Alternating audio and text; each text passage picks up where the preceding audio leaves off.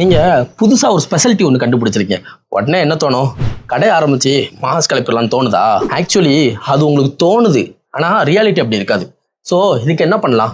டைரக்டா கடை ஓப்பன் பண்ணி ரெண்ட் கொடுத்து எல்லாத்தையும் செட்டப் பண்ணி காசை சோழி முடிக்கிறத விட்டுட்டு ஃபர்ஸ்ட் உங்க வீட்டில் இருக்கவங்களுக்கு அந்த டீயை பண்ணி கொடுங்க. அவங்க சூப்பர்னா பக்கத்து வீட்டில் கொடுத்து பாருங்க. அவங்களும் சூப்பர்னா முடிஞ்சா பக்கத்து ஸ்ட்ரீட் இல்லைன்னா உங்க ஸ்ட்ரீட்லேயே கொடுத்து பாருங்க. அவங்களும் சூப்பர்னா இப்போ நீங்க கடையை ஆரம்பிக்கவே இல்லை, ஆனா உங்களுக்கு கஸ்டமர் ரெடி ஆயிட்டாங்க. நீங்க இவ்வளவு நேரம் என்ன பண்ணீங்க?